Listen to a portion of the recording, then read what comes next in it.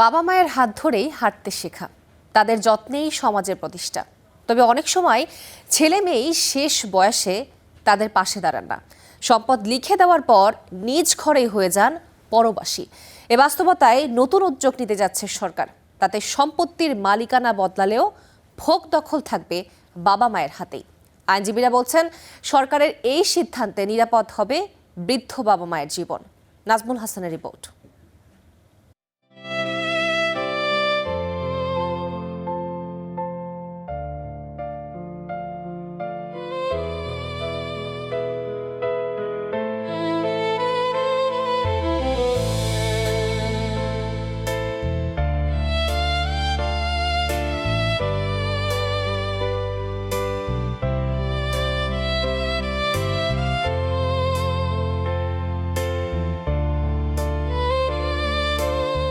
মৃত্যু পরবর্তী জটিলতা এড়াতে ছেলেমেয়েদের নামে সম্পদ লিখে দিয়েছিলেন।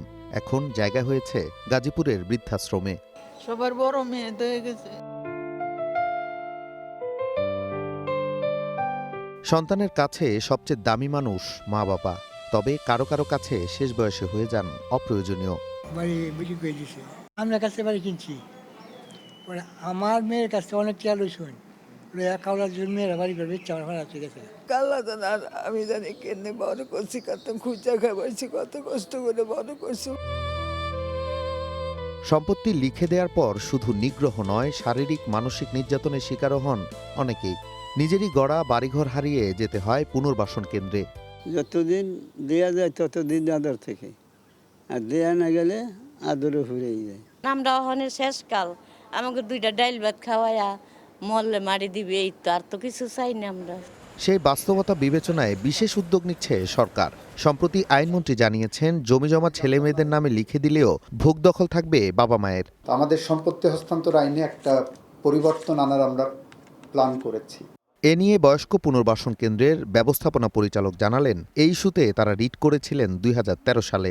অনেকেই আছে এরকম ছেলে মেয়ে, তাদের রিকোয়েস্টে যে বাবা সব কিছু দেখব, লিখে দেওয়ার পরে ছেলে মেয়ে তার ওয়াইফকে দিয়ে অত্যাচার করব।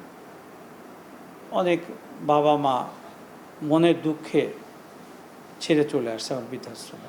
আইনমন্ত্রীর এই উদ্যোগকে সাধুবাদ জানাচ্ছেন সাধারণ মানুষও। অনেক জায়গা আছে সন্তানদেরকে আগেই দিয়ে দিলে তখন সন্তানরা ওই দায়িত্ববোধ তারা পালন করে না, যে বাবা মা বয়স হলে তাদের কাছে বোঝা মনে করে। আমাকে জোর করে চাপিয়ে দেওয়া আর আমার অন্তর থেকে একটা স্বতঃস্ফূর্ত ভালোবাসা আসা, দুই জিনিস। তারপরেও ভালো চাপে পড়েও যদি মা বাবার সেবা করে, সেটা অন্তত শেষ জীবনে মা বাবা একটু সেবা যত্ন পেয়ে যেতে পারবে।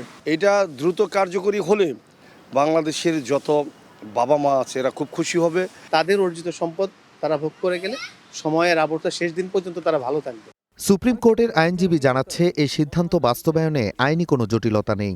এছাড়া ইসলামিক আইনে আগে থেকে এ বিধান থাকলেও সরকারের এই সিদ্ধান্তে নিরাপদ হবে বৃদ্ধ বাবা মায়ের জীবন। এই সম্পদ হেবা করে দান করা হলো, কিন্তু আমার মৃত্যুর পরে এই ক্লজে সম্পদের মালিকানা তখন বাবা মার কাছে থাকবে। অর্থনৈতিক সমৃদ্ধি মানুষকে শক্তি যোগায়, সাহস যোগায়, নিরাপত্তা দেয়। সেই জিনিসটা আর বিঘ্নিত হবে না। বাবা মা তখন অর্থনৈতিকভাবে স্বাবলম্বী থাকবে এবং এই সম্পদ ইভেন নিষ্কণ্টক পাবার কারণে হলেও ওরা বাবা মাকে সাহায্য সহযোগিতা করবে।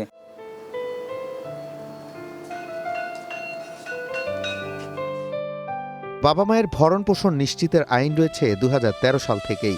এমনকি বৃদ্ধাশ্রমেও পাঠানো যাবে না ইচ্ছার বিরুদ্ধে। পৃথিবীর সবথেকে দামি জিনিস হচ্ছে মা বাবার ভালোবাসা। যে মা বাবা সন্তানের ভবিষ্যৎ গড়ার জন্য নিজের জীবনের সবটুকু উজাড় করে দেন, তাদেরই জীবনের শেষ বিকেলে এসে নিজের ঘরের দরজায় কারো কারো অনুমতির প্রয়োজন হয়। আর তাই তো সরকারের নতুন এই আইনি উদ্যোগ বাস্তবায়িত হলে সন্তান মা বাবার সম্পত্তির মালিক হবেন ঠিকই, কিন্তু মা বাবাও হারাবেন না তাদের আপন ঠিকানা। Nazmul Hasan, star news.